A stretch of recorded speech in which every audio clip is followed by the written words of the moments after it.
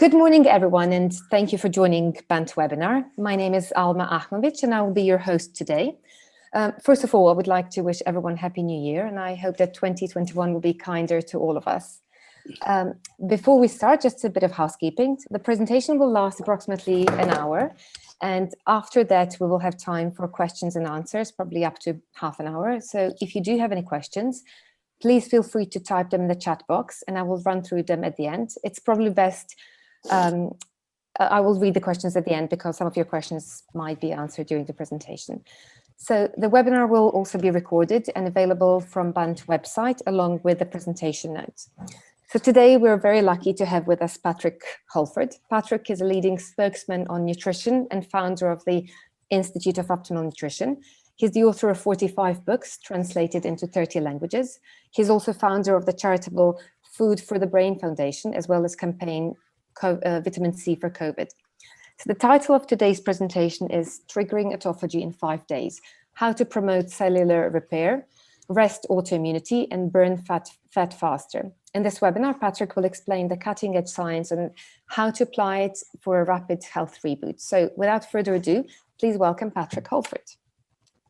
Thank you very much. And first, I want to say a massive thank you to all the volunteers in FBANT and the council.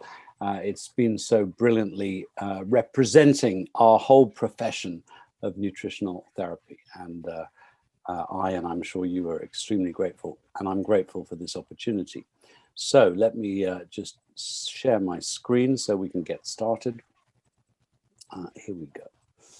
So 5 days to autophagy, as the English say it, or autophagy, as the Americans say it, and we will explore that. And as you will know, when we consume carbohydrates, the blood sugar level goes up. Insulin is released. Insulin's job is to take the glucose to the cells. If there's any excess, it takes it into storage as fat, converting the glucose via the liver. So insulin is really the fat storing hormone primarily. And what you'll know is that insulin is really at the key of so many health issues. It promotes fat storage, it raises cholesterol, triglycerides, blood pressure, and ultimately leads to kidney failure if you have too much insulin. Deteriorates your eyesight if you have both too much insulin and too much glucose in your bloodstream. It damages the arteries. Insulin and insulin-like growth factor, which we'll talk about, make cancer cells grow fast, and also switch off anti-aging genes. DAF on, FOXO off, sirtuin off. We'll talk a little bit about those. So the crazy thing is we've been told that we gain weight because we eat too much fat, and therefore the conventional advice is a low-calorie, low-fat diet, which means you have high carbs. The high carbs means your glucose goes up, which means your insulin goes up, which means you store glucose as fat, so it makes you fat. And then your glucose goes down rapidly because you have too much insulin activity, and that makes you hungry. So this low-fat, low-calorie, high-carb diet is a very difficult way to lose weight, and actually counterintuitive if you understand the physiology.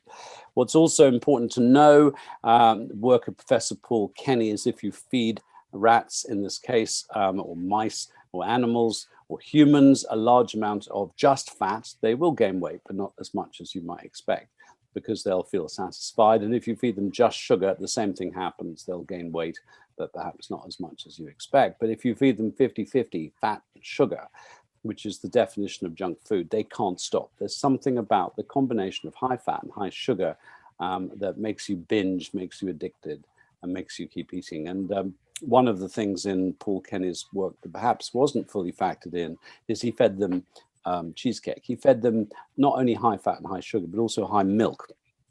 And milk is itself addictive through the process of caseomorphine. So I think that combination of like the milk chocolate bar, high fat, high sugar, plus dairy is the most addictive food of all. So as you know, since the 80s, I've been promoting a slow carb or a low GL diet, not no carbs, still with carbs, but the right kind. And also eating little and often, breakfast, lunch, dinner, 2 snacks. So the point of that is that your glucose stays relatively even, so you produce much less insulin. You do burn fat. We know that from many studies and lots of experience with thousands of people. and you do feel satisfied. So that's one approach that works. Gaining popularity, but of course first put on the map by Atkins, at least in the public sense, is eating a very high fat, very low carb diet, sometimes called HFLC, high fat, low carb, a ketogenic diet.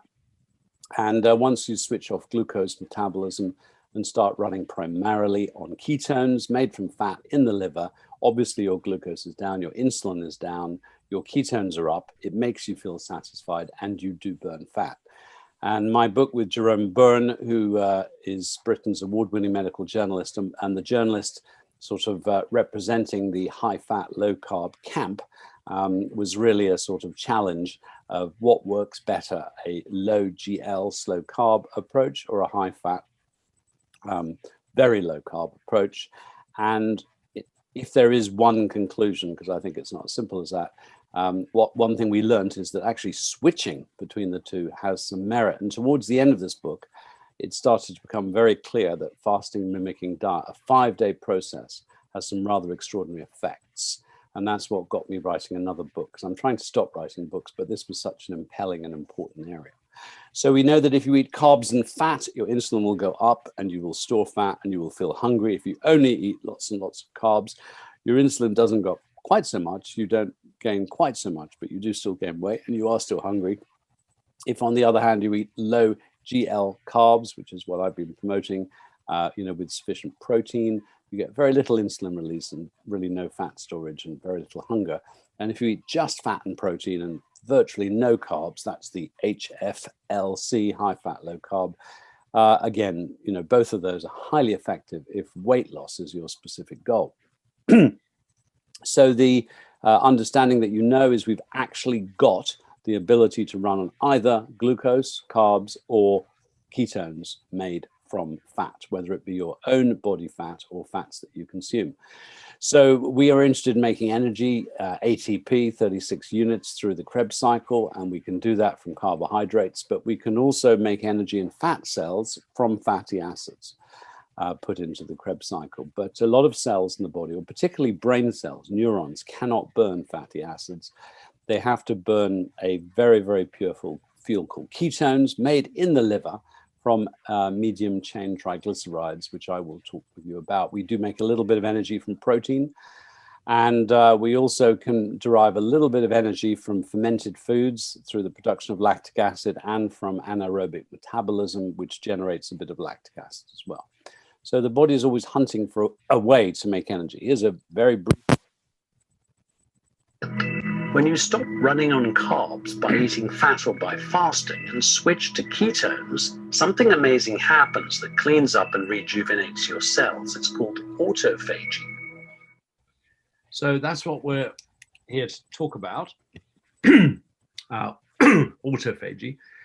There are these things called phagophores, which under certain circumstances will whiz around your cells and collect burnt out, damaged mitochondria, defective cell parts, invading pathogens, be they viruses, bacteria, and also cancer cells as well. And they take them to the lysosomes, which can be thought of as a recycling unit, which breaks them down. And then we can literally rebuild new mitochondria. This is the process of self-eating, autophagy. It's what happens when you stop eating, because when you stop eating after 24, 48 hours, you start to burn your own body fat. And you do that by converting that fat into ketones. So this really describes two programs that we have in our body. One is normal growth and function, and the other is repair, autophagy. Very much like putting your car in for a service. Every now and again, it needs an autophagy cleanup. You have to be on low calorie to do that, 800 or below, around that level. You also, I'll unpack this later, but you also have to have a very low carb. You need relatively high fat. You want to go ketogenic. And of course, if you've got you also need low protein, around 20, maximum 25 grams. If you have no protein, then what's going to happen is you'll start to break down your muscles. So you want some protein, but too much protein equals growth. So if you've got low protein and you've got very low carb, you obviously are going to end up relatively high fat. And if you choose the right fats, that will also help you to go ketogenic, which switches on autophagy. So it's got to be no meat and milk, because those foods actually trigger growth through IGF signaling, and therefore mainly vegan. You also don't want to be doing muscle building or lots of resistance exercise, because that will trigger growth as well and switch off autophagy. And you need to do it for 5 days. And this is much better to do a consecutive 5 days than 1 or 2 alternate days a week. And this process is called a fasting mimicking diet, because it's producing the autophagy that you would see if you did a complete fast. But you are not completely fasting, you are eating food. So you've explored, and I've written about different fasting options, like 1 day a week, a complete fast, or the 5-2 diet, or 18-hour total fast, or a total carb fast, for example, dinner at 7, lunch at 1. And we are now talking about a 5 consecutive days fasting mimicking diet. And I think that all of those other approaches, while very good in many respects, are not going to switch on autophagy. Possibly a 1 day total fast might begin, because in effect, what happens is it takes 12 hours, if you do this right, to enter ketosis, where you start to see ketones in the blood. It takes about 18 hours, if you do it right, to become ketogenic, which means you're actually converting, you're burning ketones as your primary fuel. And it takes 24 hours, so we're talking about 2 days, for autophagy to start recycling old proteins. And by the way, it is that drop in protein, in a way, it's sort of protein deprivation that triggers autophagy, because that's when the recycling of old proteins start to build material. And it takes about 54 hours, that is day 3, for your insulin level to become at its lowest. And then what also happens is you start to open up receptors for insulin. In other words, reverse insulin resistance, increase sensitivity to insulin. It takes 72 hours for IGF and pKa to drop, which triggers generating new immune cells and stem cells. So, if someone said, can I do this diet for 3 days? I said, well, no, because you probably won't get, the effect. Could I do it for 6? Possibly. Maybe even 7, but you need to be a little bit careful, because you are on very low calorie and you want to preserve your own, muscle mass. But 1 day isn't going to do it, really, to trigger autophagy. And so if I'd known this when we wrote the hybrid diet, I would have put all this information in that book, but I didn't.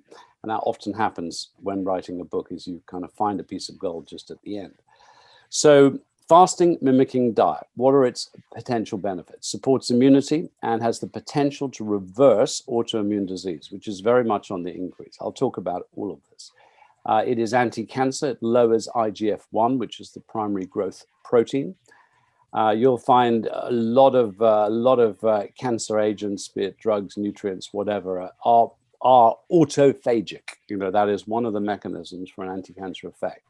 It creates rapid cellular repair, and the net consequence of that, certainly in the week afterwards, is you feel more energy. It burns fat, stabilizes blood sugar control and cravings, relatively high fat, need to go ketogenic, reduces inflammation, enhances brain function, has some real potential for neurodegenerative diseases, reverses diabetes and cardiovascular disease, and anti-aging. And one of the studies that got me very excited about this was a study in mice who had type 1 diabetes. They had lost the ability to produce insulin.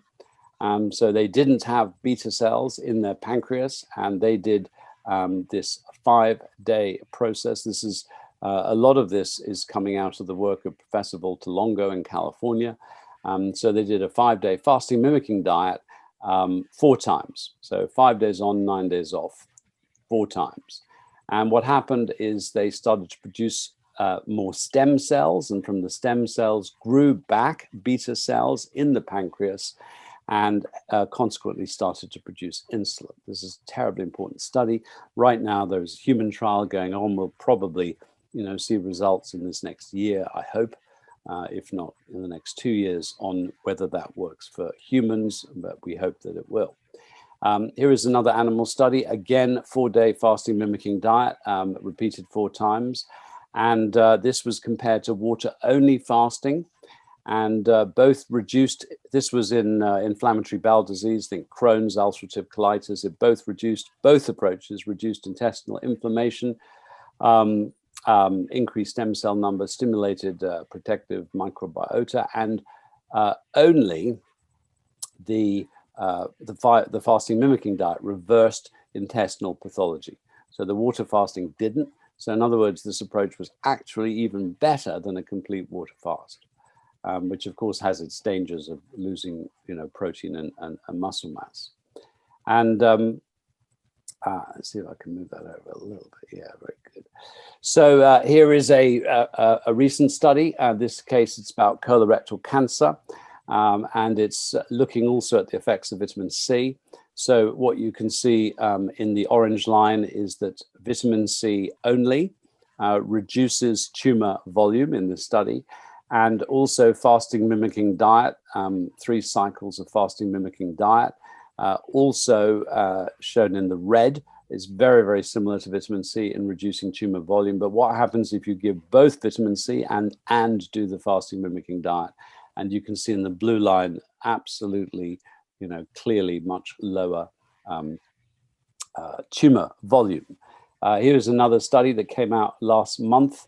And the essence of this study was looking at the effects of fasting mimicking diet in relation to sort of hormonal drugs, tamoxifen, fulvestrant. Tamoxifen, in effect, is a blocker of estrogen receptors.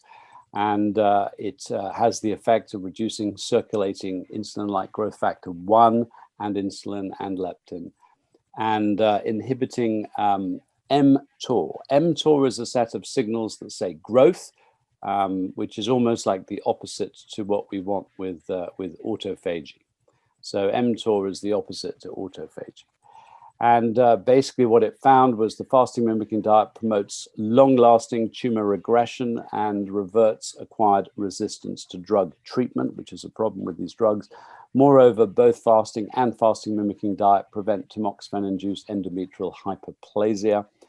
And in patients with hormone receptor positive breast cancer receiving estrogen therapy, cycles of a fasting mimicking diet cause metabolic changes analogous to those observed in mice, including reduced levels of insulin, leptin, IGF-1, with the last 2 remaining low for extended periods. So anti-cancer activity is what we expect from a fasting mimicking diet. Now, these next few slides are not about a fasting mimicking diet. They're just about a ketogenic diet. And there's the treatment of epilepsy in children with a ketogenic diet has been going on now for 100 years, yes, since 1920. And this was just one study. It's not necessarily the best, but I just picked it out to illustrate a point. This is 29 adults with epilepsy. 52% of patients had a significant reduction in seizure frequency on a ketogenic diet, including 45 or half of them with a halving of their seizure frequency. So basically, we know a ketogenic diet does help a lot of people with epilepsy, switching neuronal activity primarily away from glucose and towards ketones. And by the way, neurons, if given a choice of glucose or ketones, prefer ketones. So our brain cells love ketones.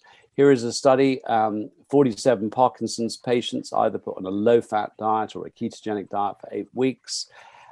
Those on the ketogenic diet have a 41% improvement in their shaking compared to 11% on the low-fat group. So here is a very interesting study by some colleagues of mine in Canada. And what they basically did was to take 52 people with mild cognitive impairment or pre-dementia, and they gave them 2 tablespoons, 30 grams of C8 oil, which I will explain in a minute, or placebo. And they were running thermographs on the brain, and they showed that their, by the way, they didn't change their diet, and they excluded diabetics. So they weren't putting them on a ketogenic diet. They were literally just giving them C8 oil, which I will explain. And what happened, there was no change in the brain energy derived from glucose, and a lot of their cells were under functioning, so they were tired. but there was a 230% increase in brain energy derived from ketones. So in effect, there was 230% more energy. And this translated into improvement in cognitive abilities and so on. And they actually deduced from their research that the optimal dose would have been 3 tablespoons or 45 grams of C8. So let's talk about fats as chains of carbon. Basically, that's what fats are, chains of carbon. And if the chain is 4 carbons long, it's a short chain. Butyric acid in goat's cheese and ghee, for example, is 4 carbons long. Olive oil is 14 carbons long, and it's not just, there's mixture of these chains in foods. So a food is usually not just one. And we call medium chain triglycerides anything between 6 carbons and 12 carbons. And caprylic acid triglyceride is the technical name, sometimes called capricin of C8. So when you have caprylic acid for treating candida, for example, that's just pure caprylic acid. We're looking at caprylic acid triglycerides, so the fat version.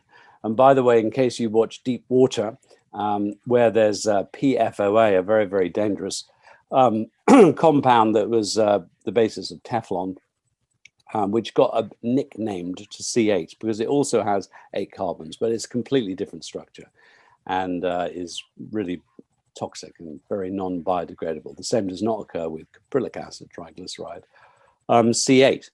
And what most people don't realize is that coconut oil contains relatively little C8, only 7% of coconut oil is C8. And when you buy a medium chain triglyceride oil, it's a mixed bag of 6, 8, 10, 12. And the next best contender, by the way, is C10. So here is a study that's looking at the increase in blood ketones consuming either black, which is a control, or coconut oil, so it's really not a lot different, or C10 oil. You're getting a little bit more ketone production over 8 hours from a single dose, or C8 oil. So C8 oil is vastly superior in raising ketones, and you can buy 100% or 99.8% pure C8 oil. It can be derived from coconut or palm. Please get it from coconut because we want to be orangutan friendly. C8 bypasses the normal sort of digestive processes, goes straight via the portal vein into the liver. And if you and I took 3 tablespoons right now, 2 things would happen. We'd probably get stomach cramps of some sort or some digestive disturbance, and we get very loose bowels. So it's kind of a new fuel. I mean, we do make it in our bodies, so the liver knows exactly what to do with ketones. But very often you have to build up gradually. Maybe start with 1 teaspoon, then go to 1 teaspoon twice a day, 1 teaspoon 3 times a day, then a tablespoon, and build up depending on what you're using this for. So that's something to bear in mind. But usually in about 3 or 4 days, you become adapted to consuming C8. And one of the things I'm going to show you what we've been doing in a sort of practical way based on all the evidence that I could find at the time. And one of the things we do is we do on our 5-day diet the equivalent of an 18-hour carb fast, almost completely carb fast. So, dinner at 6, lunch at 12, or dinner at 7, lunch at 1. However, in the morning, I give people a hybrid latte, which is made from a half shot of, this is actually the full blast, but on our retreats, it's a half shot of coffee, some carb-free, totally carb-free almond milk, some almond or peanut butter. I use almond. We don't actually add nuts. And some cacao, sugar-free, and some cinnamon, which is very good for blood sugar control, and a tablespoon of C8 oil, or maybe a teaspoon when you're first starting.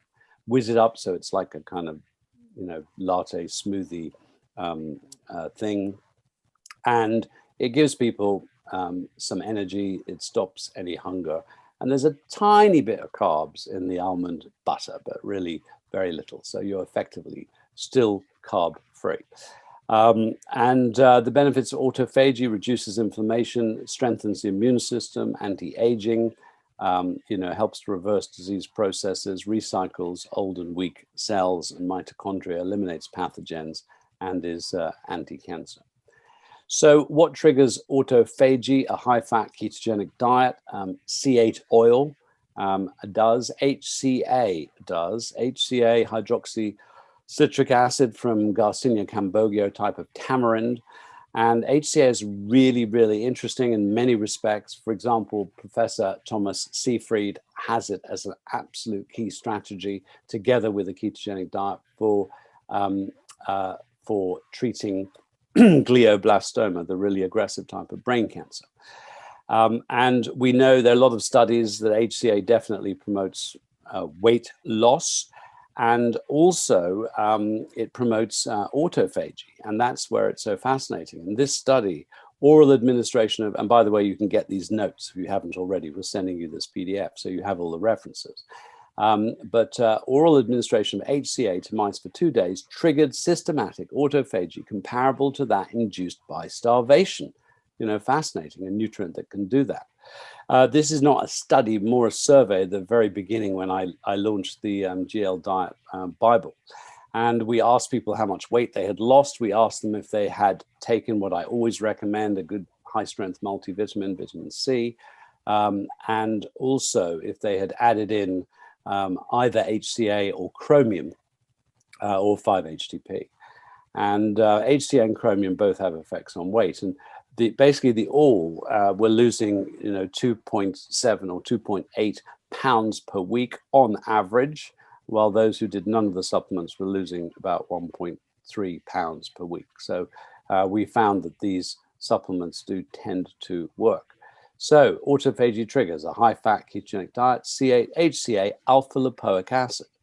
Alpha-lipoic acid, is a very powerful antioxidant, and once again, it helps to trigger autophagy. Now, I recently made a film.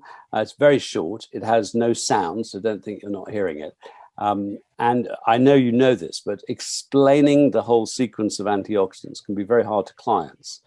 And this film, how antioxidants work, which you can find on YouTube, might be a very good educational tool for you. So here we go.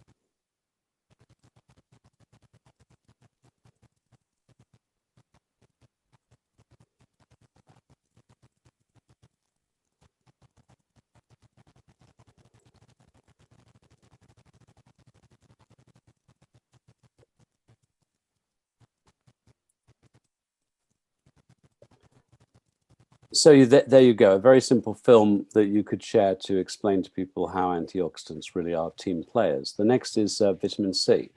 Vitamin C is quite a profound triggerer of autophagy. And once again, Thomas Seyfried at Harvard, he uses vitamin C and HCA together with a ketogenic diet. And so supplementation of the culture medium with physiological concentrations of vitamin C did not affect protein synthesis, but increased the rate of abnormal protein degradation by lysosome activity. Vitamin C accelerated degradation by autophagic pathways. So that's very interesting. I can't help, because I live and breathe vitamin C and COVID, just to tell you that this week we have published finally the randomized controlled trial of high dose. That was 12 grams intravenous twice a day, so 24 grams in total. And this is the study from China, from Wuhan. And what it showed was in both ICU and hospital mortality, 80% less mortality. That's a hazard ratio, HR 0.2, 80% less mortality. And this was statistically significant of 0.04%. So, that's really, really excellent. And at 28 days, total mortality, not just in hospital. Oh, by the way, I forgot to say, in all of these three significant results, they are those of the most critically ill, which is scaled on something called the SOFA scale, which relates to the risk of organ failure. All ICUs use this. So this was in the most critically ill. Unfortunately, the study was vastly underpowered with only 56 patients. They wanted 140. They ran out from May. They had no more patients. Professor Xiong Peng at Zhongnan Hospital, who I talk with regularly, has not had a single critical care patient in his ICU with COVID since May. And those of you who don't know need to know that what China did was to ship in 50 tons, 50 million doses of vitamin C in February and distribute it throughout February, March and April. And by the end of April, every single hospitalized patient pretty much in Wuhan was taking high dose vitamin C, every hospital worker.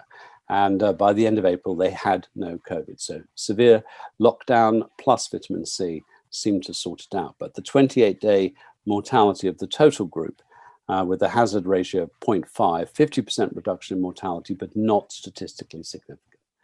And unfortunately, this trial may get ignored because in the abstract, it says HDIVC, high dose intravenous vitamin C, failed to reduce 28-day mortality. It reduced it, but it wasn't statistically significant. What they do point out in the abstract was during the 7-day treatment period, that's the length of the vitamin C, there was a steady rise in pulmonary function.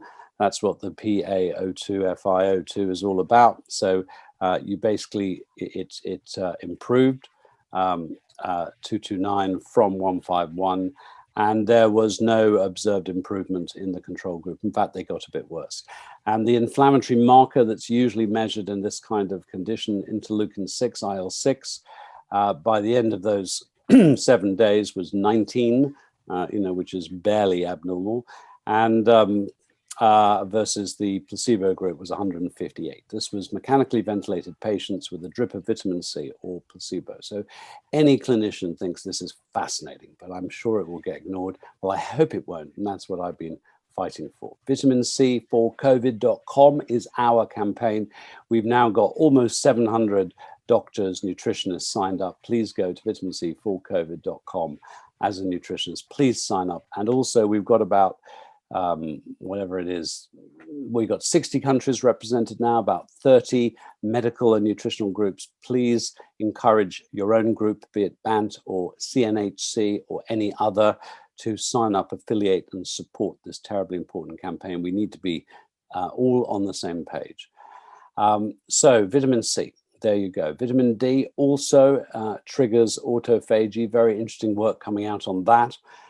Oily fish and DHA does too. Here is a study of elderly Chinese given 2 grams a day of DHA, which is quite a lot. And the DHA helped trigger clean up damaged proteins in the brain.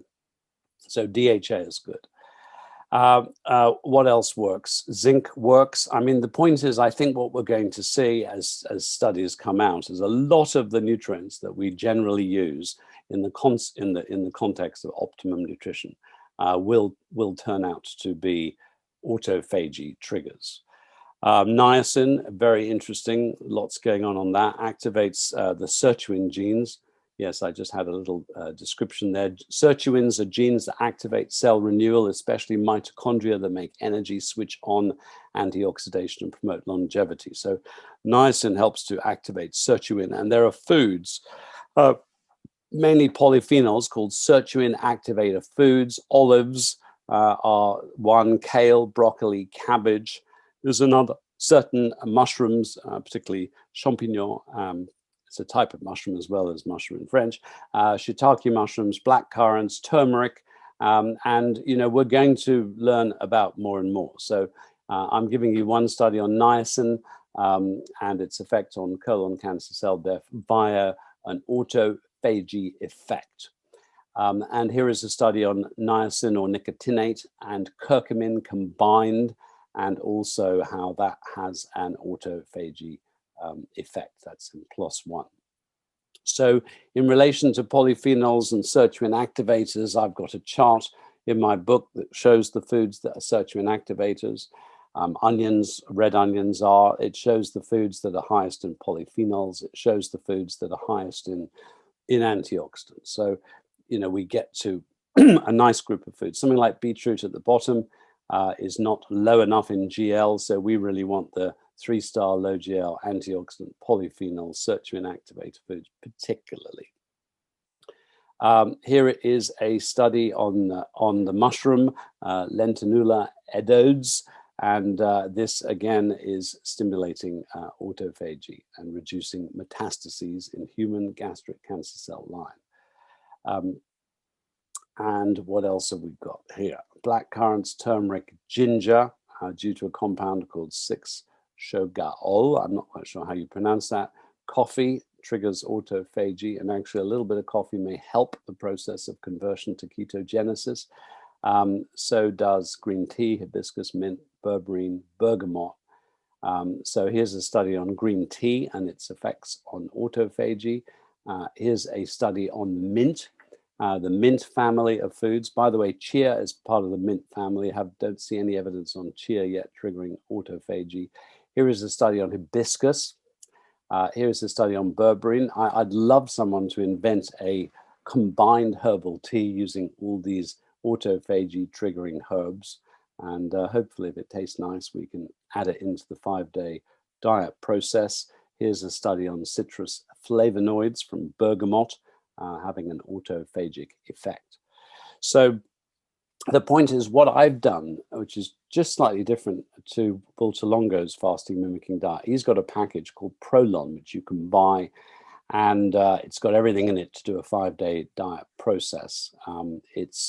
It doesn't taste great, so it's not a wonderful experience. I think we can do better. And the problem I think that Walter Longo has is that he's set this as his diet. I mean, it's just stuck. It is what it is, which of course is very useful for studies because, you're comparing the same thing all the time. But, this was a few years ago and we are learning so much more. So all I've done, and you can do the same thing, is to create a diet that includes all the autophagy triggers that we know. And this will evolve in time, like Optimum Nutrition is not set in stone. We're learning all the time. What blocks autophagy is high carbs and insulin release, high protein, especially meat and dairy, increased IGF-1 levels, consequently any dairy product, and too much resistance or strength training. So you want to do some exercise during the 5 days just to tell your muscles you love them, but you don't want to be really doing exercise that's stimulating muscle growth. So you probably know that IGF-1 is an incredibly important hormone. We wouldn't grow without it. It stimulates growth, but if you have too much, especially later in life, you have increased cancer risk. In fact, it's highly possible. When you look at this chart, every dot is a person. You'll see that normally IGF-1 levels peak in the sort of mid teenage years. And they actually stimulate the sexual development of the prostate and also the breast. And it's very, very plausible that too much IGF-1, in other words, too much dairy products, in those teenage years may actually set a clock ticking to increase the risk of breast and prostate cancer later in life by changing the tissue density or the nature of those cells to some extent. So that's not been proven, but it is extremely plausible. Now, I'm in my 60s, and by the time that you're in your 60s, the average level is 100 of circulating IGF. But this will not be true if you're drinking lots of milk. So here's a study of men aged 50 to 70. Those who have a pint or more of milk are posting an IGF level of 140, while those who have half a pint or less. And of course, this isn't about organic or sheep or goat or cheese or whatever, or yogurt. It's just about the fact that anything from an udder contains IGF, and its primary purpose is to make cells grow. I usually say I'm 63 and I'm still breastfeeding from another species of animal. Do you think I'm weird? And then ask the question, do you know any wild animal that consumes dairy products as an adult? And the answer is no. So I'm not so worried about dairy products in the sort of growth phase of infants and so on, unless they happen to be intolerant or allergic, but it doesn't make sense later on in life. And the epidemiology is very, very strong. Here's World Health Organization data showing that the countries who have no dairy, like China and Vietnam, Korea, Thailand, etc., have the lowest rate of prostate cancer deaths. And same is true of breast cancer. And the greater The countries with the greatest milk consumption, Switzerland, Iceland, Sweden, Ireland, Finland, Netherlands, UK is not, is in that direction, have a much higher rate. So that's the problem with IGF-1. It's not a bad substance. It's actually absolutely vital. It stimulates growth. It stimulates neurogenesis. It stimulates, cell survival, myelination. So it's very important in injury. But it also switches off autophagy. And in some studies, it promotes reactive oxygen species and reduces stress resistance. But that's not clear. Not all studies show that to be the case. So I put a question mark over those. But that's the problem. So certainly during the 5 days, you want the IGF to be down because that's what triggers autophagy. So now let's talk about ketones and how we make them. We make them from body fat. We make them from consuming medium chain triglycerides, MCTs. And we can measure ketones either in the blood, which is called beta hydroxybutyrate or BHB, or through urine excretion, which is acetoacetate or AA, or exhaled in the breath as acetone itself. And of course, people always think blood is the best measure, but not necessarily so, because you could store it in the blood. But if you're actually burning ketones, you will exhale it in the breath. So don't think blood is necessarily better than breath, but that's just the sort of knee-jerk reaction that blood is better than breath in terms of measurements. So here I am on the hybrid diet, doing a bit of biohacking. I've slapped on the Freestyle Libre, the white patch you see people wear with type 1 diabetes, which measures your glucose whenever you want. You can do it every minute if you like. And I'm trying not to eat a low GL diet, which is quite hard. And my blood sugar in blue is sort of popping up and down, averaging around the sort of 6 mark, something like that. My ketone's very low. I have a double whiskey. It goes high. And that's because I'm measuring it in my breath, and alcohol and acetone sort of are they're the same kind of thing. Acetone would be, nail polish. And in the second week, I'm going to go high fat, low carb, and my glucose level is much lower, so hovering around the 4 mark. My ketones goes up. I'm then going to switch on to the slow carb, low GL phase, but I've missed carbs. So I have a croissant that sends my blood sugar up. I have an iced soy latte from Starbucks that sends it up. I then have a shot of pure synthetic ketones, as made in the liver, but synthesized from Professor Kieran Clark's work. In America, you can buy this as a product called HVMN. And I think it is now finally cleared novel foods. So we should soon be able to buy pure ketones. They taste disgusting, but they instantly raise your ketone level. And so that's sort of how it works. Here's going more close up on 3 days measuring glucose, and I'll just make a couple of points. First of all, on the first day I exercise before breakfast, and on the second day I exercise after breakfast, and you can see the big difference. You're always going to get a glucose increase when you exercise, but it's not bad. What happens is your muscles need and want glucose. So you break down fat, you increase your glucose, but you're going to burn that off. That's the whole point of the exercise. But as hunters, we would exercise first, catch our breakfast, and then eat it. So better to exercise before breakfast, than after breakfast. Here I have 3 days on a high fat diet. I'm going vegetarian in this particular case. So I have a veggie chili. It doesn't really produce too much of a spike. I have my hybrid latte. It's got a tiny bit of carbs, it's so little, and really doesn't do anything to my blood sugar. And here we have, I exercise both before and after breakfast, not a lot, but a little. So there you see the glucose level, but it's not changing my ketone level.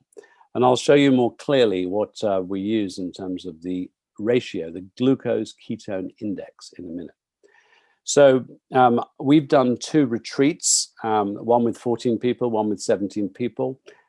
We combined the average weight loss, not that it's all about weight loss, was 2.4 kg out of 52 people. We score people's energy. We say, what's your energy out of 10 at the start and at the end? Energy goes up, sleep improves, stress, mental score, cognition, concentration, anxiety type thing goes up. Aches and pains went up very little, but we didn't have many people with specific aches and pains like arthritis. And then what we do is we measure both blood and blood ketones and glucose, and also we measure breath ketones. So we do both. Here I'm showing the blood ketones. So what you're seeing in the glucose drops. Remember, we've got a few people with diabetes and so on. So the average is at 6 on day 1, but day 1 is not where they started. So if we tested them 2 days before they arrived, probably that average would be much higher. We have diabetics who are posting average, blood sugar levels, close to 10. So the blood sugar comes down, and by the 5th day, it's at its lowest. The ketones go up. That's the blue line, and by the 5th day, it's at its highest. And what we want to do is sort of get somewhere between 1 and 2, or 1 and 2.5 of the glucose to ketone index. In other words, if your glucose is 4 and your ketones is 2, that's a score of 2 on the glucose ketone index. And that's where you really trigger fat autophagy. And then on day 6, when we put them back on carbs, the ketones comes down rapidly. They're back to burning glucose. And that's the way it goes. Here's the other retreat, 17 participants. It's much the same effect. So I don't really need to say too much about that. And here's an example. Nitin, he lost 4.4 kg. His glucose on day 1 was 8.2. And day 6, where he's eating carbs. So he's now on the maintenance low GL approach, is 6.1. So he can stay at that level. So he's improved. And by the way, on day 0, it probably would have been higher than 8.2. Retreat to kickstart my weight loss journey, and indeed the week that I've spent here has done that over 100%. In the week that I've been here, I've been rejuvenated, cleansed and detoxed whilst losing 5 kilograms in weight to kickstart my weight loss journey when I get home. I leave here with a plan of action, with clarity and focus through Patrick's teachings, and it's left me with confidence and with clarity. And I'm grateful for the team for their support and getting me through the week. Thank you. And here is another girl, the youngest in our retreat. Hi, my name's Lucy. I've been here all week with Patrick and his team. And I just wanted to say a huge thank you. Before I started this retreat, I had very little want to do very much, very little want to live my life. And thanks to Patrick and Marcel and Joe and Susanna and the team, I just feel ready to go out, achieve my goals, start my career, kickstart my life, and really just live. So I recommend to anybody who can, do it, because it will absolutely give you a brand new perspective on life. And yeah, thank you so much. How much did you lose? And I lost 9 pounds in a week. I go quickly through these, but I'll tell you one thing, because what I want to do is not only tell you the science, but I want to encourage you to find a way to do this for your own clients. And you may also want to do it in groups. And we've built a retreat center specifically for that. So I want to show you what we do, not to sell your clients our retreat, but actually to enable you to run your own retreats. Because, it's not easy to do a 5-day process at home. And many people really want the support and encouragement. And also, I'm going to show you things that are not strictly about autophagy, which also help. And what I'm finding is this 5-day process is incredibly detoxifying in more ways than just, physical and psychological. So just give you a real quick shot. I mean, we do many other things, meditation and so on. But one thing in the area of detox, because we teach people about detoxifying, and antioxidants obviously will help to detoxify you while you're on a very low calorie diet, is we ask people to either write down something they feel they want to forgive someone else for. So if you want to forgive someone, write it down. Who do you want to forgive? Or something you want to forgive yourself for. There is a technique of someone you've got, real issues with in your life, to write them a letter about everything they did that was terrible, that really, messed you up in the rudest possible way, but don't send it. And then write another letter, just to thank them for everything that you learned from them and so on. And there's another one where people get stuck in the drama of their life, is they write down the drama of their life in a page, certainly no more than 2. And imagine they're going to read that story to everybody on the group, one by one, until they get so bored of the drama of their life that they can just drop it and move on. And then we light a big fire and people burn it. So there are other, parts of the process, but we are finding this 5-day process very cleansing, very detoxifying in a lot of different ways. Here I have one doctor who's a type 1 diabetic. Her insulin dose dropped from 70 to 30 by day 3. My insulin pump turned off. I have no need for insulin to lower my glucose. And the record so far, I don't quite know how to say this, is 7.2 kg on the 5-day diet. What we do is we measure people's weight and fat percentage at the start, not at the end of the 5 days, because that would be cheating, because they've lost all their glycogen, hence water stores. So they'll naturally, and the same thing with the Atkins diet, you always get a weight loss because when you run out of glycogen is glucose stored with water, you're going to lose a few pounds of water. So we wait to 6.5 days. So we had a day and a half of eating carbs, which is really long enough to get your glycogen stores back up. And then we measure. This is not necessarily true in this person. They probably measured straight after the 5-day diet. So the kind of routine is we get up in the morning, exercise, cardio exercise. We effectively have the high road and the low road. We work out how fit people are, and we have them do a circuit which got a little bit of hills in it. So it's just still telling their sort of major muscles that, that you love them, but it's not resistance. And the exercise experts I've spoken to, they don't have a clear line on this, but they think sort of reasonable aerobic exercise is unlikely to switch off autophagy. Then we have a hybrid latte and certain supplements. I'll tell you a little bit about them. We give them a drink containing essentially vitamin C and magnesium and glucomannan fiber. And we do that 3 times a day. And I'll talk a little bit more about that. We give them a snack. In this case, it could be seaweed crispies or kale crackers and olives. We give them a lunch. And in the book, there's a number of lunches, and they're all worked out for protein, carbs, and so on. We give them an afternoon snack.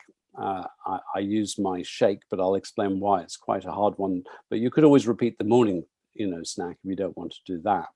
And then we have a dinner, and we have a series of soups, all of which are absolutely delicious and get, major ratings.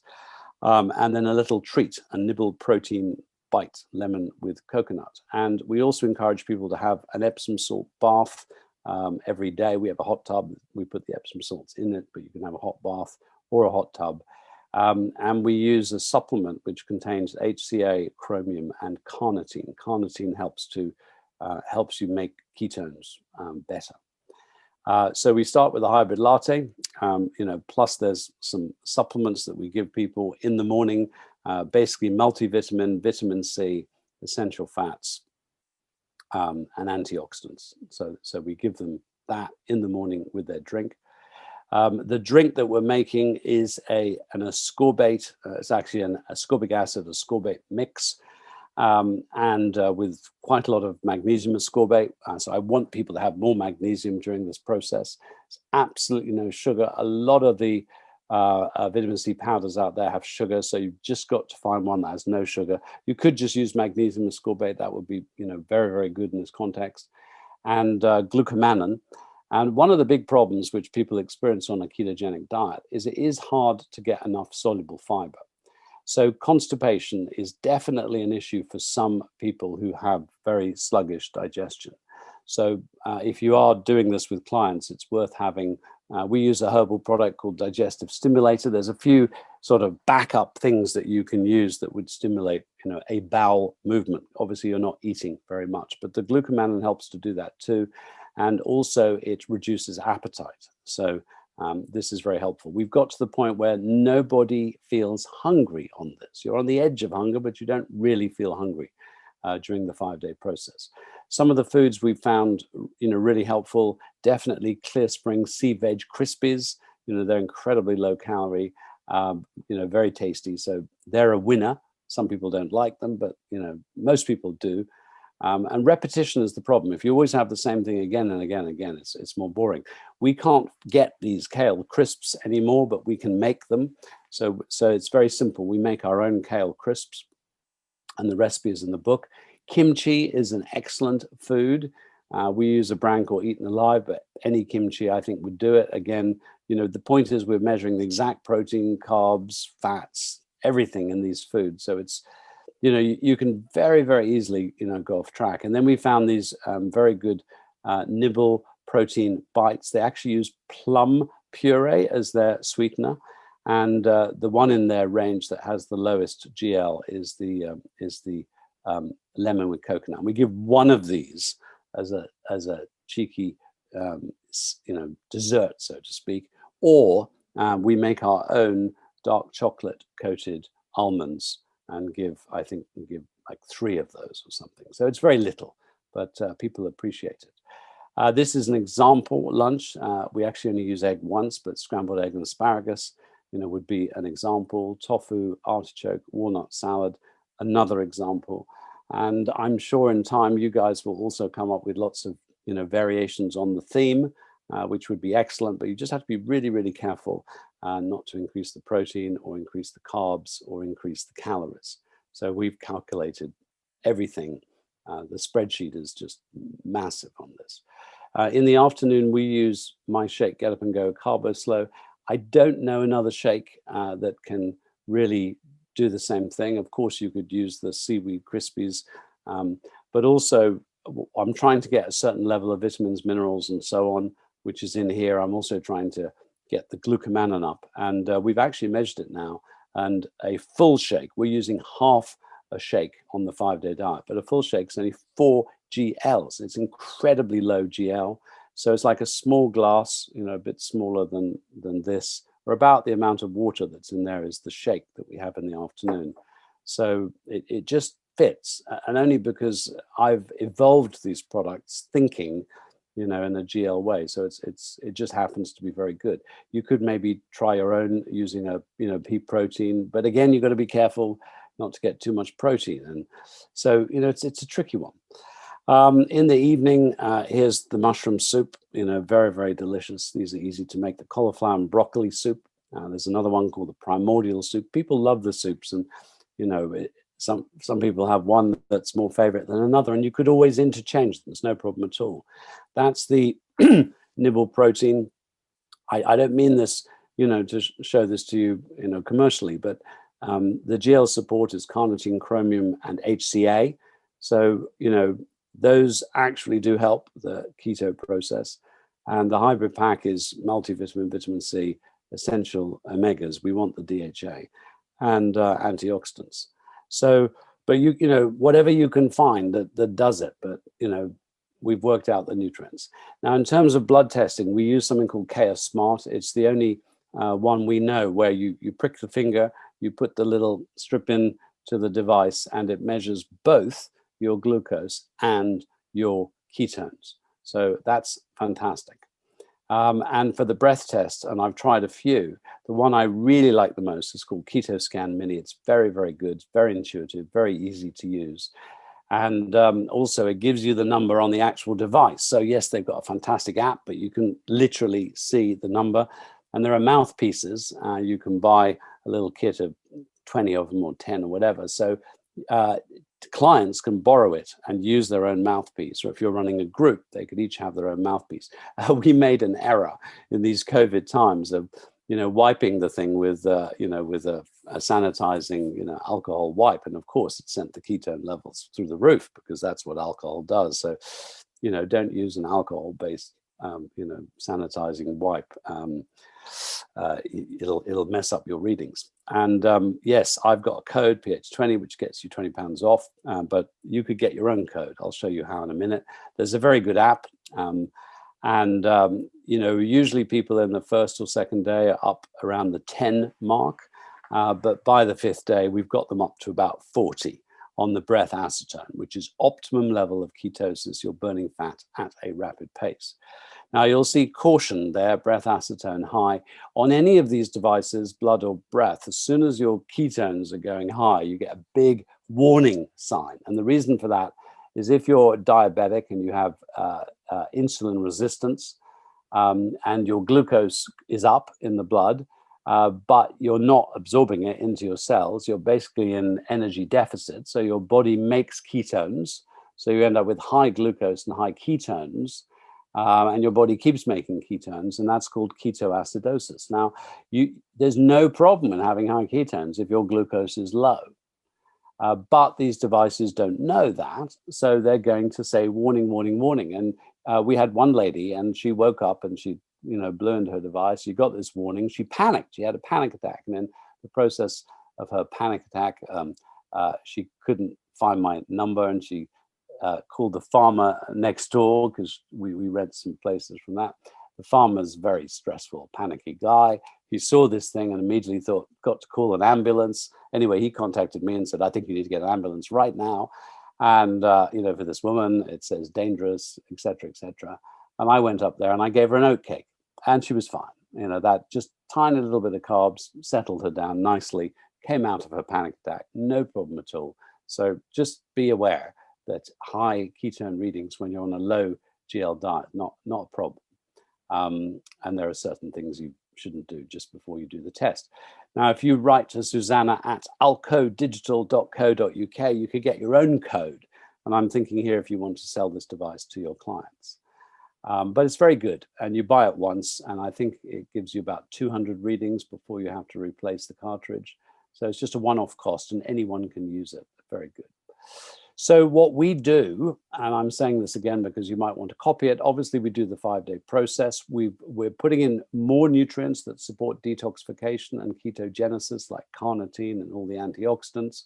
We also use Epsom salts. We also give people the option to try niacin, the blushing form of niacin. We have a hot tub, we have a steam shower, and a lot of people, niacin is fascinating. In this kind of process, we had a couple of people who had headaches usually on day 3, and the niacin relieved their headaches, but you get this massive muscle relaxing effect after a niacin flush. If you're a nutritionist, you've never had a niacin flush, you need to get on the case. It's a fascinating nutrient. We give them this drink 3 times a day, so we know they're getting at least 1.5 liters of water plus herb teas, which they can have as many as they like. And that's with the glucomannan and vitamin C. We want vitamin C total intake over the day to be somewhere around 5 grams, quite high.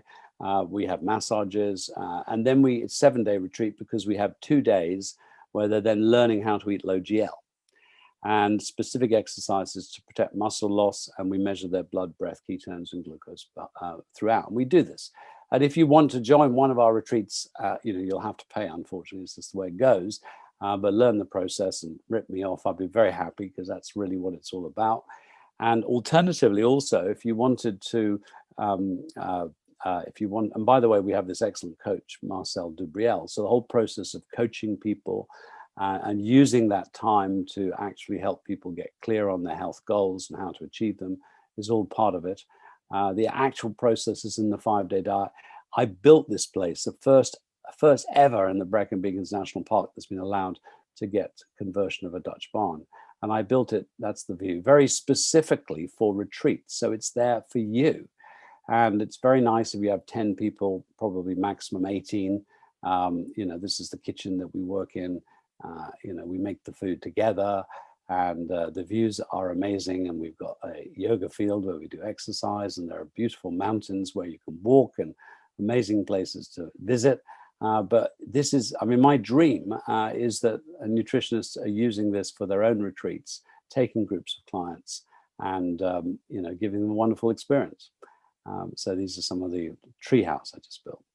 So these are the foods, once again, that are going to be very helpful in doing this. And that's the diet. And that's basically what I have to say. So I'm going to stop sharing.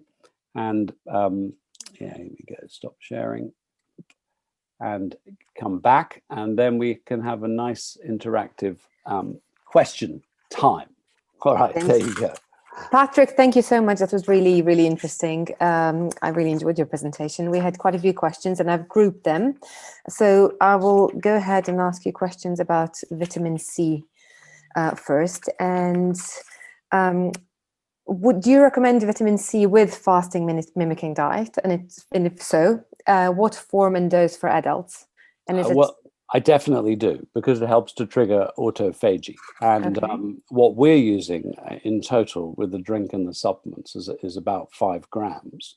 Okay. Whether that's the right dose or not, I don't know. We don't really have, studies to prove it this way or that. But I would certainly, and remember, the downside of taking too much vitamin C is diarrhea or loose bowels. Mm-hmm. And so the benefit of vitamin C is it may actually, stop that constipation. So I would say between 3 and 5 grams, very useful.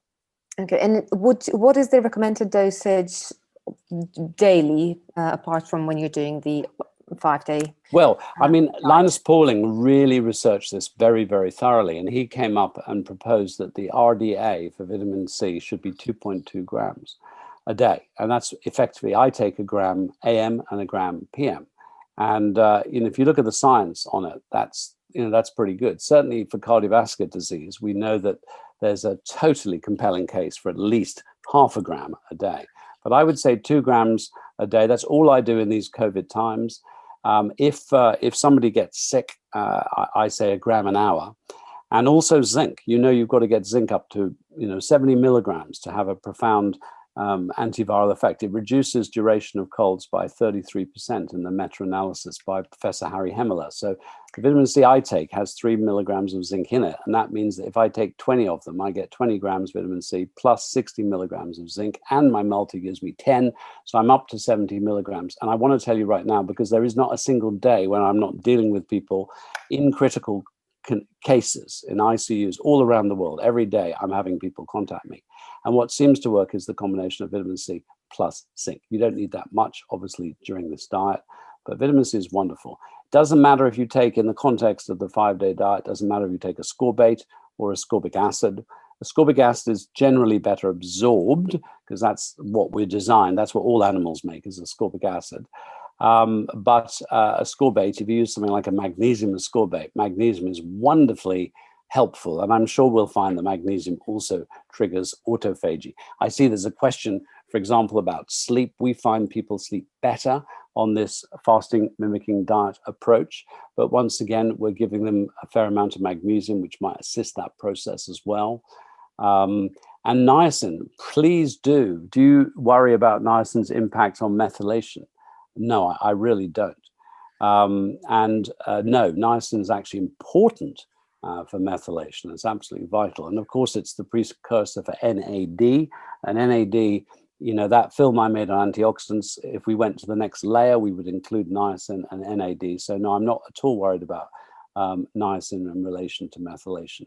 And if you've never had a niacin blush, the fascinating effect is the massive muscle relaxing effect afterwards, which often puts you to sleep.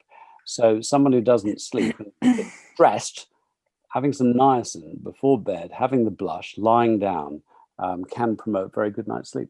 And it's a precursor for serotonin, niacin as well. What is the dosage that would cause a flush? Is that 100 milligrams? I mean, most people will flush. Some will flush at 50 milligrams, but I would say start at 100 milligrams. Okay, great. I also want to, going back to vitamin C, is there's a question, how do we apply IV results into orally taken vitamin C? So I think you mentioned that the study showed that they were taking 12 grams twice a day. Yeah. So that's 24 grams. Yeah. Well, I mean, to give you an example, at Chelsea and Westminster, I just went there yesterday, and I've been supplying them with these urine sticks. So these are vitamin C urine sticks.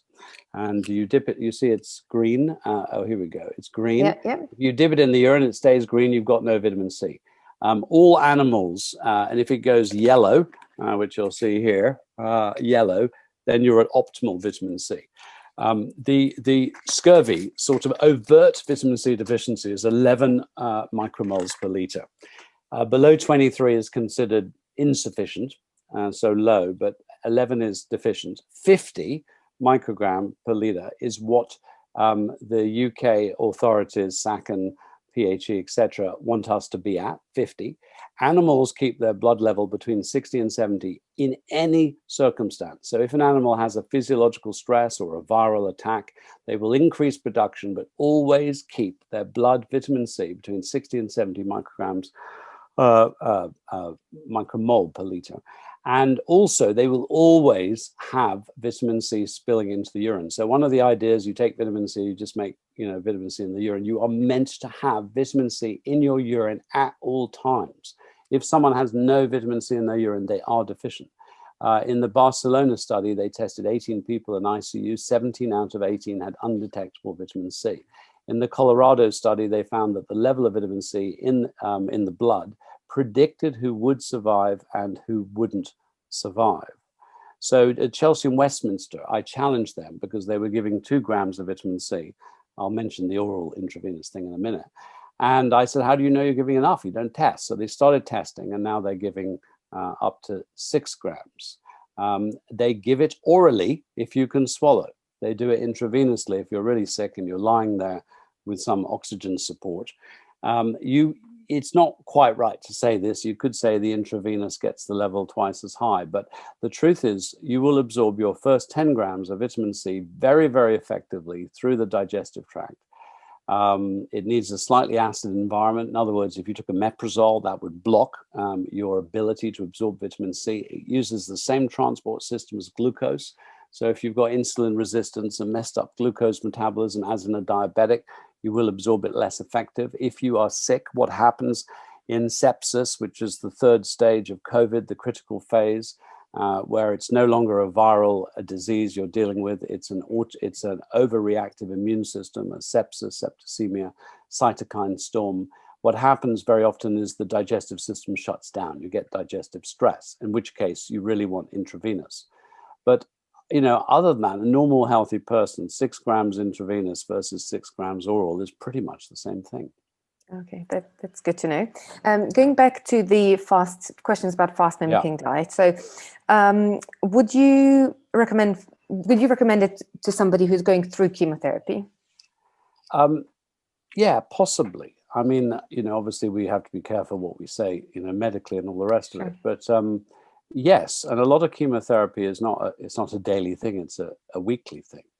And what's really important is that not all chemotherapy is the same. I mean, chemotherapy is just a word that means an agent that, helps to kill cancer cells. And, vitamin C is chemotherapy as well. I mean, we know that. That's very, very clear. Anything that triggers autophagy in a way is almost chemotherapy. But what you need to investigate a little bit more thoroughly is what is this agent and how is it working?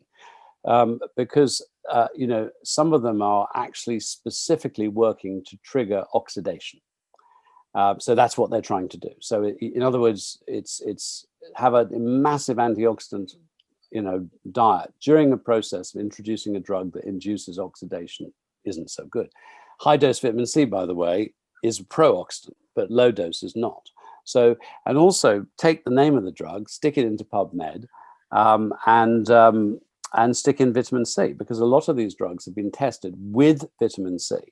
So you can see if the vitamin C actually, enhances it. So so you could, but the alternative is someone can do their round of chemotherapy and then do the 5-day diet, which would also be very effective, because whatever the drug has killed off, which is the intention of it, then if you follow it with a 5-day process, that triggers autophagy, and it triggers even further gobbling up of cancer cells. And we are here in new territory. I think the one thing, I'm glad this question got raised, because we've had 3 minor adverse reactions. One I described, the lady who had a panic attack. They were all in skinny people.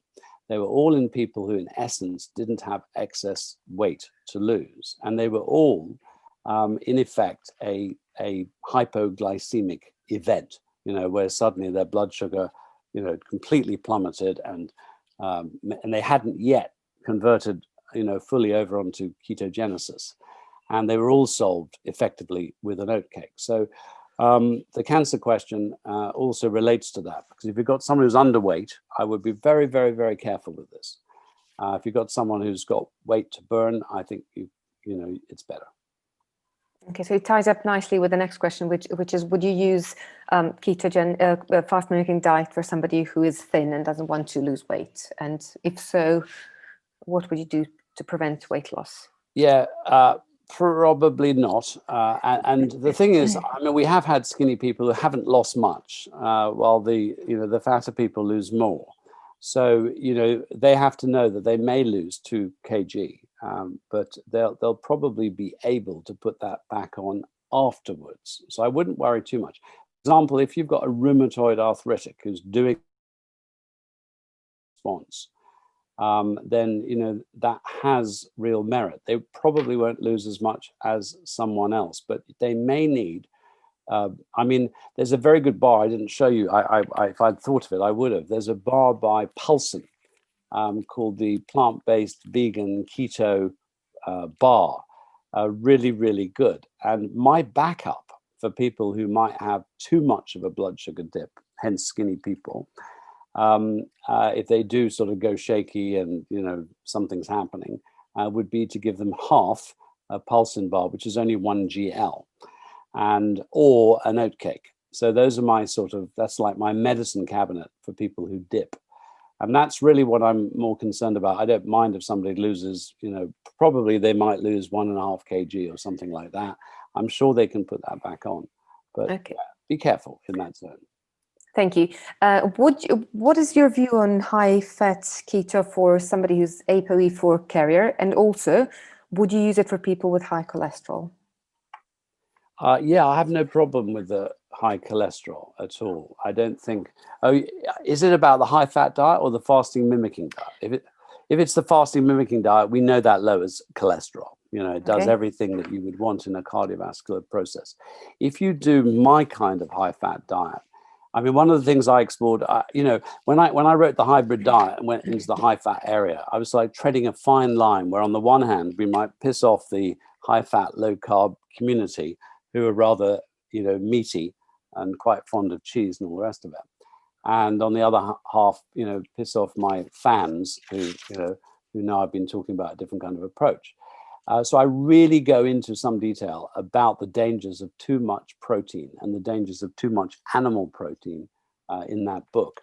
And basically, if you did the high-fat, low-carb approach in the hybrid diet, there's absolutely no way that's going to increase your risk for cardiovascular disease. It's going to reduce it. And you probably will see a drop in LDL, an increase in HDL, you know, certainly a decrease in triglycerides and so on. So I really wouldn't worry about that at all. And what about keto or high fat for ApoE4 carriers? I don't know the answer to that question. I'll make a note and, you know, look into it in that context. Okay, great. And if the person who asked that question wants to send me any information behind it, you know, a couple of studies or whatever, please do. My name is Patrick, but my email is pat@patrickholford.com. So I'll look into it. Okay, great, thanks. How often would you recommend fasting mimicking diet for general support and also for specific health issues? Okay, well, the first thing is we don't know.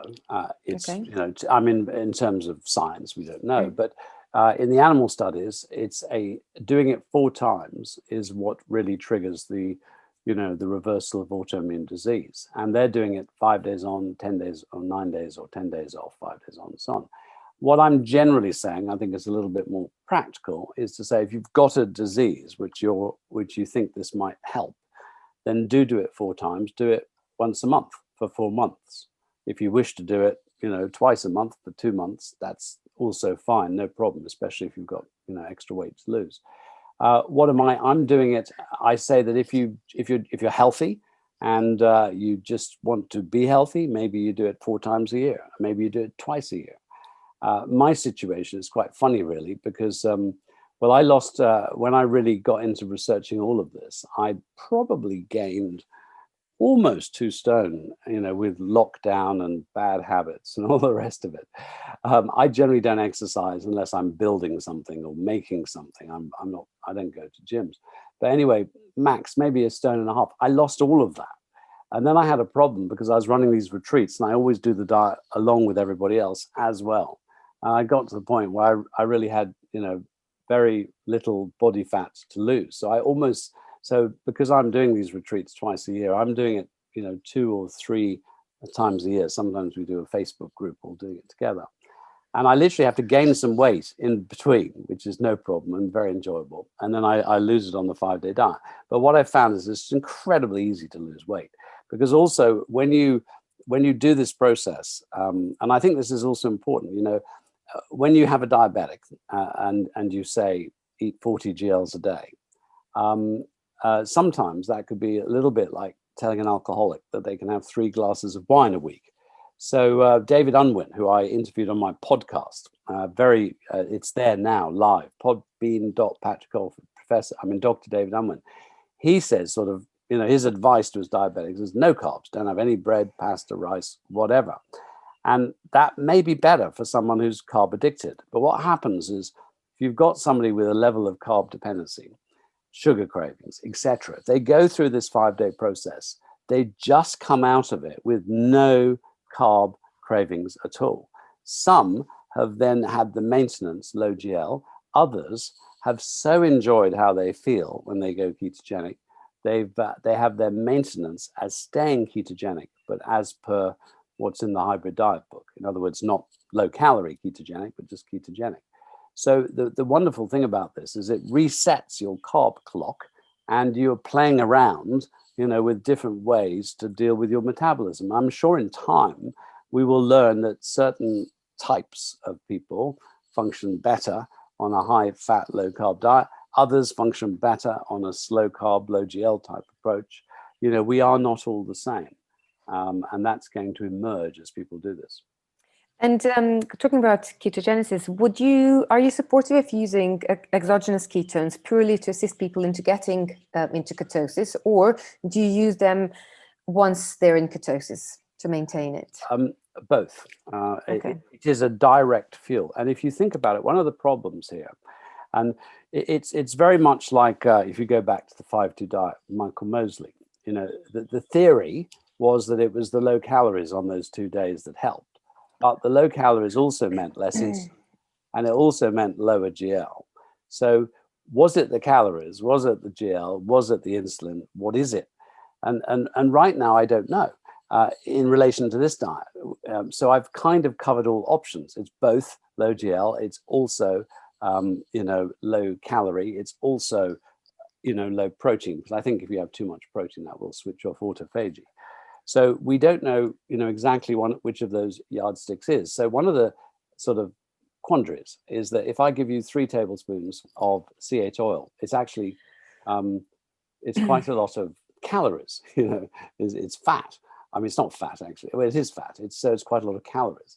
And I'm playing around with this 800 calories a day. So I kind of can't have too much, but it will help you to be in ketosis. So we don't know yet. Maybe you can have more calories provided they are from C8 oil. It's possible. But anyway, it's slightly irrelevant because people can't really tolerate 3 tablespoons of C8 oil. We're using about a tablespoon. We've allowed for a tablespoon a day of C8 oil in this. And would you exclude people from the 5-day diets with any particular health conditions or on any medication? Well, it's a good question. And I checked with my diabetic expert doctors about diabetes medication. And they said there's no problem in people doing this who are only on metformin. Remember, what's going to happen is your blood sugar is going to drop. That's going to happen. But not other diabetes medications. So we say to people who are on diabetes medications, you need to get to the point where you're controlling your condition with just metformin. And then, we can live with that. Okay, great. And is C8 oil, can it be used for cooking, or is it purely medicinal? They just use it for? I think it's a bit like olive oil or a coconut oil. It's I mean, all oils are going to oxidize at some point. So anything that gets to the smoke point is not good. Yesterday, actually, I've run out of coconut oil, and what I do is I take oats, grind them in my coffee grinder, a redundant coffee grinder. I'd like to say it's not quite true. I am drinking some coffee. Make some oat flour, mix it with an egg, some carb-free almond milk, loads of cinnamon. I'm making a pancake. And I actually ran out of coconut oil, so I used some C8 oil and tried to keep it below that smoke point. So I think you can use that. I mean, it would work. And I do quite often add C8 oil afterwards to something. So yes, so just be careful. Any oil that gets to the smoke point is not good. Okay, great. And can partially hydrolyzed guar gum be used as a fiber during the 5-day diet? I don't know if you have any experience with that. No, but I mean, there's 2 points of adding in fiber. One is to make you feel fuller, so you're not hungry. And the other is to help, constipation. I would say that we always have about 3 out of 15 or, 1 in 5 people have some issue with constipation. Remember, I did a survey and it was only 1 in 9 people go to the loo every day. So, we're finding 1 in 5. And I would love, so try it out. And I would love to know what's the best immediate stimulator of bowel motion for someone who is fasting, or in this case, doing low calories. Because I think that, this was originally called a hybrid fast detox diet.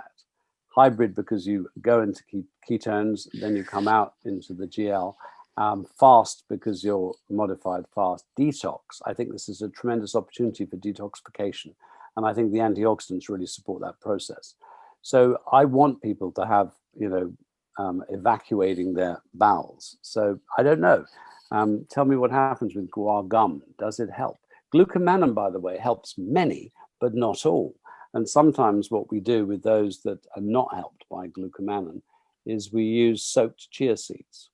A dessert spoon of chia seeds. You don't really soak them, but put them in a glass of water, stir them around, and then drink it. So that's an alternative. A bit like flax seeds could be used in the same way. Okay, thanks. Regarding fasting, somebody said, to their understanding, fasting is generally not recommended for people older than 75 unless under medical supervision. What would be the way around this for older clients who would benefit from autophagy? Yeah, I think the point of that, and I think we start to become conscious. You can have a super healthy 75-year-old and you can have a super sick 65-year-old. So it's not just about that. But I think the biggest issue, and this is a fundamental issue, is muscle loss. And we're using the Tanita scales. So we're measuring. What we're finding is an extraordinarily large amount of this body weight loss is fat loss. So it's specifically fat loss. So I think the point always is you don't want muscle loss. And for that, you've got to have some protein, but not too much, and some exercise that just activates the muscles, but doesn't specifically have the goal of building muscle. And I think if you're aware of those parameters, you could do it on older people. And of course, you could have one 75-year-old who's got loads of muscle mass, and you've got someone else who has none. So one of the things we are teaching people is exercises, including resistance exercises that they can do at home. And I think the biggest problem often is in women with the loss of muscle in the upper half, because you can walk and keep your legs strong, but if you lift nothing, you do nothing in the upper half, you've got a problem. So if it's a client of yours and they're older and you are encouraging them to build some muscle beforehand and afterwards, it's absolutely fine. This is a 5-day break. That's all it is. How many of us have ever had a 5-day period where you do, no exercise? It happens. So I wouldn't worry too much. It is only 5 days. Okay, great. And I know you mentioned the mouse study, but are you aware of any controlled human studies using the fast mimicking diet? Yes, there are plenty, and they do show, generally things like, cholesterol is down, weight is down, and blood sugar is down, and insulin is down, and IGF is down, and all that sort of stuff. What we don't have yet, which are, I believe, underway, are human studies on the reversal of autoimmune disease. I remember seeing in the news the other day, this is 6 months ago or something, amazing. A guy had stem cell therapy and had reversed his type 1 diabetes, was remaking insulin.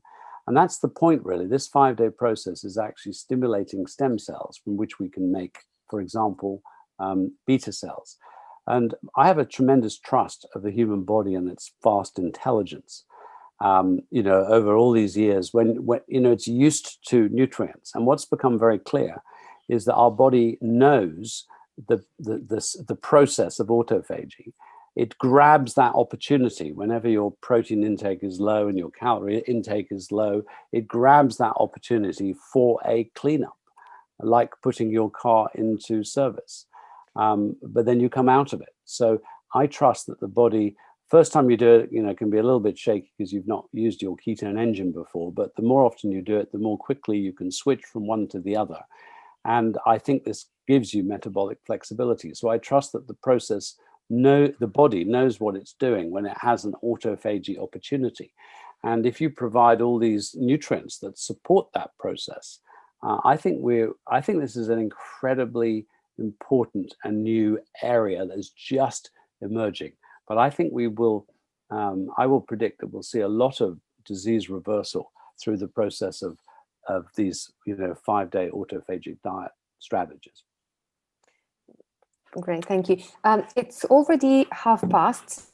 We haven't had a few questions, which I think we could answer perhaps in 10 minutes. I just wanted to double check if you're okay with that, or do you want to stop here? Yeah, keep going. Okay, perfect. So a couple of them are kind of yes and no questions. So one is, you're talking about milk. Does that include kefir as well? Well, if it's made with milk, in other words, if you're putting the kefir grains into milk, yes, it does. Okay. You can, by the way, make kefir, using water, but you have to add some sugar. And quite a lot of those drinks, when you drink them, even though the idea is that the sugars fed the organism and thus produce lactic acid, if the thing tastes sweet, you've got some sweetness there. So you've got to be a bit careful. We don't want too much sugar of any kind. Okay. Another question is, what form of glutathione do you recommend? Because it's quite poorly absorbed. Well, it's not really so much poorly absorbed. You've got reduced glutathione and oxidized glutathione. Reduced glutathione is fully loaded. And the thing that people don't understand, and they sometimes use NAC, N-acetylcysteine, instead of glutathione because, some studies show it raises cellular glutathione levels. So nothing wrong with glutathione at all. Trouble is, it's so effective as an antioxidant. Very often it's effectively used up before it gets to cells. Hence, you don't get the cellular increase. But as you saw in that film I made, what people don't realize, anthocyanidins, the blue-red stuff in blueberries and bilberry and elderberry and all that sort of stuff, recycles glutathione. And when you have the two together, you're probably increasing the effectiveness of the glutathione that you take by at least 5-fold. So that's kind of what I do. People don't always know this, but in the supplements that I use, you're always getting a source of anthocyanidins with the glutathione. So I think that's, terribly important. So that's what I use, and I think it works. Thank you. The other question was, one of the benefits of fast-mimicking diet is increased energy the week after. So could this be used to support athletes' performance? Do you know? It probably could. It probably could. And I think that's one of the things I wish we could do more of, is closer monitoring in the week after. Because, of course, people do a 5-day diet and they sort of want to feel fantastic on day 5. And pretty much everyone does feel very, very good on day 5. But if you think you put your car in for a service, and then you start driving it around, and as you drive it around, you go, oh my God, it's much smoother now and accelerates faster and so on. So I think what happens in the week after is important, because you go from autophagy into a functional kind of growth phase. So yeah, I think it would make a lot of sense for someone, particularly doing it certainly could help athletic performance. Interesting. Thank you. The other one is it possible to achieve the 5-day diet, I presume from your book, when someone cannot tolerate lectins, nuts, and beans? Really difficult. Okay. And, And I know that, there's a whole movement with the Grundy book and all the rest of it away from, nuts and beans and, lentils and all those kind of foods on the basis of lectin sensitivity, which are basically, if you're lectin sensitive, you'll be producing IgGs. And, we all know we can do food intolerance tests with IgGs and so on. A lot of people who are relatively insensitive to these foods are fine when they have the appropriate digestive enzymes at the same time, which kind of indicates for them it's more of a digestive issue than an allergic issue. So there is that factor. And even though I'm a little bit suspicious, because I always sort of trust evolution, and I just know, I was just talking to one of my dear friends, Ivan Crow. Him and his anthropologists have analyzed the most ancient human feces. It's all full of nuts and seeds and all that stuff. We know that Neanderthals had lentils stuck in their teeth 40,000 years ago. You know, so we've been eating peas and beans and lentils and nuts and seeds since whenever. But of course, the relevant point here is that a plant wants you to eat its nut and then deposit it some distance away from the original bush or tree with a nice manure rich, you know, starter kit. But it will contain protease inhibitors. It doesn't want you to digest the nut or seed. And that's why, you know, having digestive enzymes with it, for example, or grinding or any of those kind of things could possibly help. So, but no, people said, I can't do almonds, I can't do any nuts, I can't do any lentils, I can't do any beans, you know, etc. And it's tricky, you know, to adapt this with all the other parameters. Thank you. Could you say something about the link between the nutrients and fast-mimicking diets and COVID antibodies? And if you have them, is there still a purpose in vaccination? Well, no. I mean, the point is no. I mean, I talk with the vaccine groups, and you know, they're very clear. If you've got what's called protective immunity, then there's no point in having vaccination. I mean, that's true for everything, you know, from measles to, you know, to a cold. No point at all. The challenge we have at the moment is that it's very clear that you can be IgG antibody negative, having had COVID, and still have protective immunity. So behind the scenes, for example, the Oxford trial people, they're measuring T cell memory.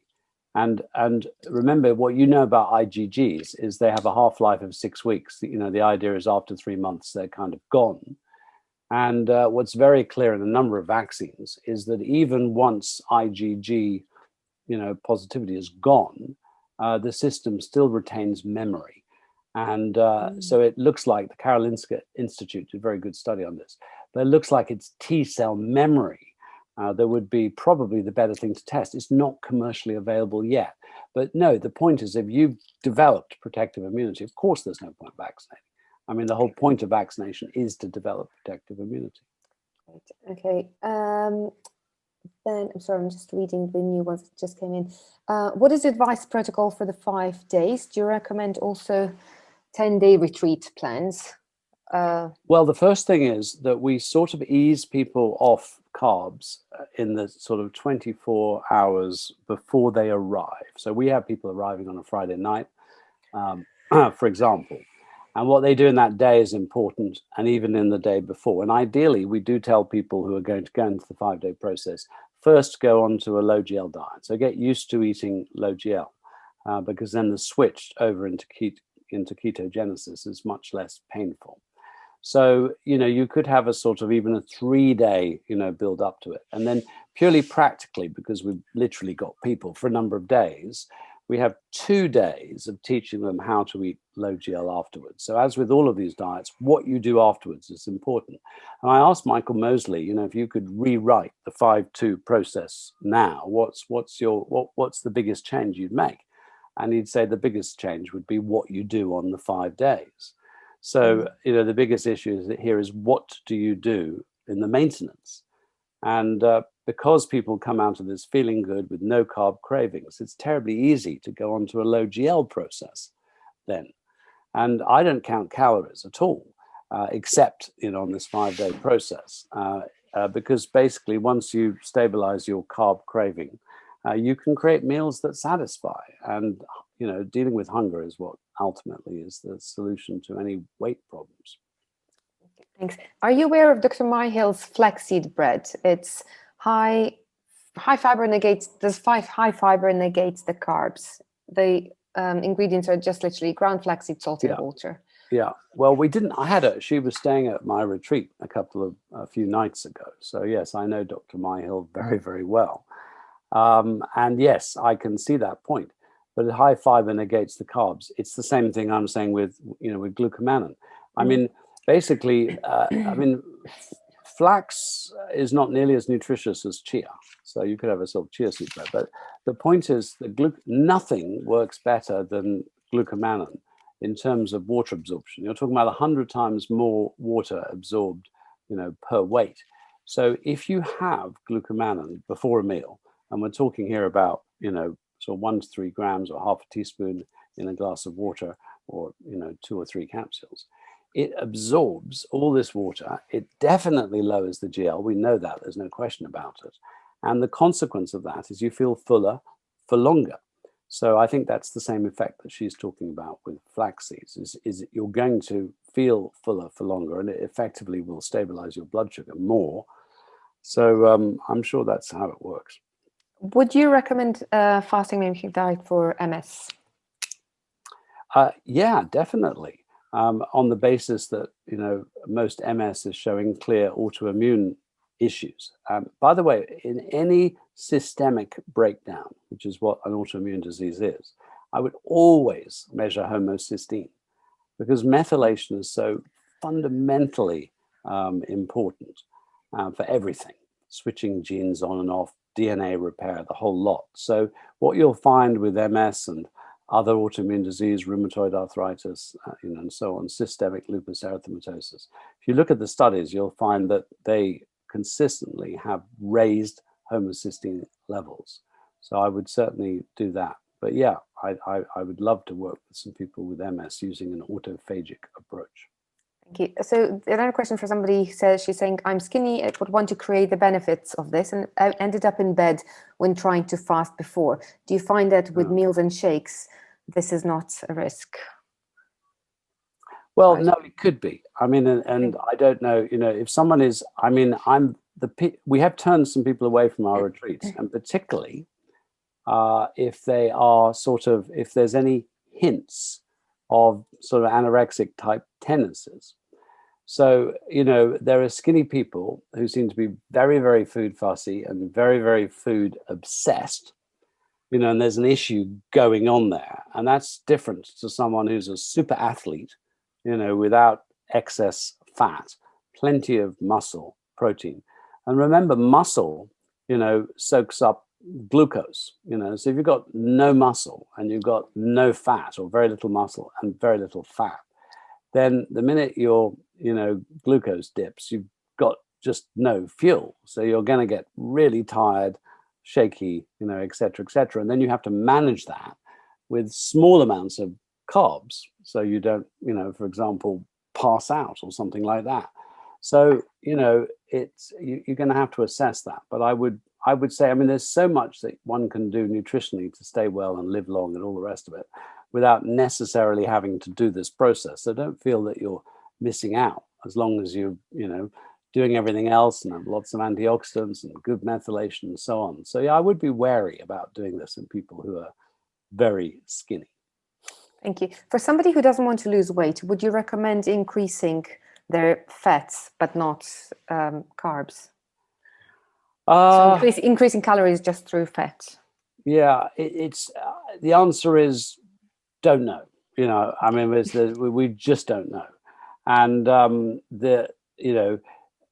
we don't know what will take you out of autophagy. One of the problems, and I've researched this, is there is no clear way to measure autophagy. There isn't a simple test that you can measure autophagy and then say this takes you out of that zone. But certainly you could, if you were going to do anything, it would be increasing fats, and it would be increasing probably ketogenic fats like C8 or something that, at least in the medium chain triglyceride area.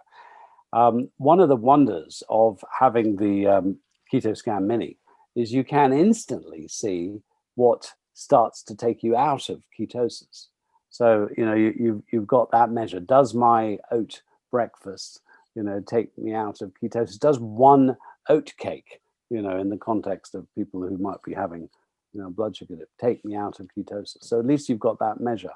So yeah, I suppose theoretically you could slightly increase the fat, but every single thing in this is measured. So literally you have another spoonful of oil and you've added another, whatever, 50 calories or something. So, you've got to be a bit careful. Okay. And vitamin C strips, urine strips that you were talking about, is that something that is available to buy? Well, it is now, because I've got them imported, and at holforddirect.com, if you put in urine, you would find it. And I also know if you call them, they have a deal for nutritional therapists, for practitioners, for 5-day diet support. I think it's you just ring them up and say, I want to do 5-day diet with my clients, and they'll give you, sort of trade, very good deal. I think one thing to say about these keto strips is that, I mean, we're about to start we want to start a care home study. And you can say that they really will establish if someone is deficient. And definitely, if you start, if you take vitamin C and you do it, it will be yellow and you'll go optimum, fantastic. But it's, what's the point of that? I think the real point of this is to establish this if someone is deficient. What's happening right now is we've probably got, maybe a dozen, maybe 20 intensive care units in the UK are starting to use vitamin C. If you went in, if you had someone who went in there and you showed them the strip and said they are deficient, or you gave them the strip for them to test, what happened is that urine testing was very, very standard in medicine. Nurses used to do it all the time in the morning before the doctor's round, and it's just sort of dropped out of practice. So if you did give a hospital with COVID patients one of these and said, check it out, they'll go, oh my God, they're almost all deficient, and then the medical treatment of deficiency of scurvy is actually intravenous vitamin C, 2 grams. So the best line to get change here, and the best use of these, is actually in people who have a virally induced deficiency. It's the virus that's using up their vitamin C. So it's not even a diet thing. You're just saying that the disease consumes vitamin C. They are deficient. We're not talking about treating COVID. We're talking about correcting deficiency, which you do with vitamin C. So that's the real merit. Okay. And what about fasting mimicking diet for IBS and IBD? Again, I think, I think with, with inflammatory bowel disorders, fantastic, because we're looking at an autoimmune component, and the animal study showed that. IBS is a real, mixed bag, and there isn't, very often it's a food intolerance, and very often it's digestive enzyme deficiency. It can be many things, but I'd say, yeah, absolutely, why not?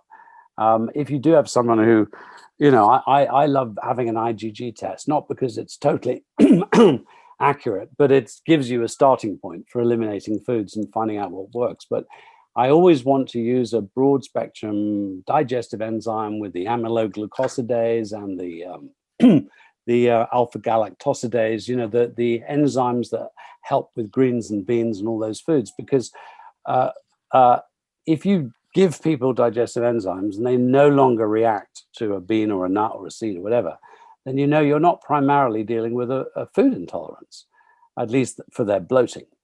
And if you don't do that at all, and you stick people onto a very, restrictive, diet or whatever, then you haven't found out whether it's a digestive issue. So that's always my first step, try the digestive enzymes. Then my second step is to run an IgG test and eliminate those foods.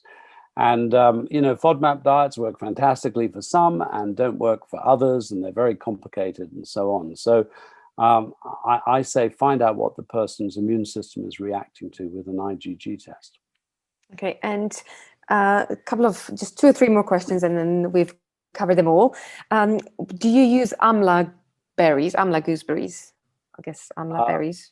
I don't, but not because they're not probably good. I just haven't gone there. So no, I don't, but doesn't mean, send me some, I'll try them out. Okay.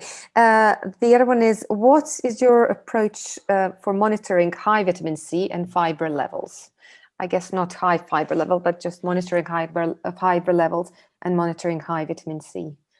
I don't. I'm not sure. No, you don't monitor. Okay. Don't monitor them as such. Okay. No. And somebody also said that they read that coffee on an empty stomach can significantly raise insulin levels when food is next consumed, even by 50%. Do you have any comments on that? No. Send me the study. I'd like to know. Okay. I think there is a practical side to this. I mean, I did say that coffee does seem to trigger autophagy and might help in the conversion from glucose to ketones. The other thing we have to realize in a practical sense is that you're dealing with people who are going to come on this diet, who are going to have no alcohol, and they may have a degree of use and dependency on that. They're going to have no glucose, so they're definitely going to go through a major withdrawal in relation to carbs and glucose. And they probably, you know, a lot of them are consuming a lot of caffeine. So if you, you could definitely do this diet with 0 caffeine, no question. And people do that. We make the hybrid latte without, you know, so there's no problem. You can, someone says, I want to do no caffeine or I want to use decaf, absolutely fine. It's great. Practically, if you give someone who's used to having 2 or 3 coffees a day, half a shot of coffee in the hybrid latte, it's going to be, you know, 1 less source of pain for them as they come off glucose. And so there's that sort of scale of thing. It may help to trigger autophagy, whether or not it promotes insulin. We obviously don't want that effect, but if it was promoting insulin, but also promoting autophagy, it's the autophagy that we actually want. So I'd love to look a bit more closely at that.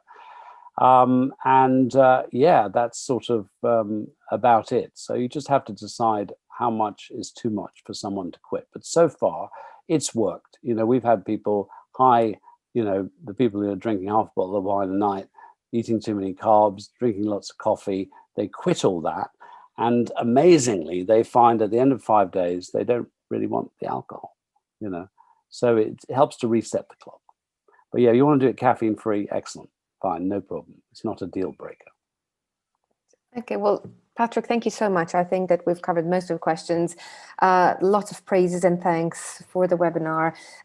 Question about whether you'd offer a practitioner discount on your website.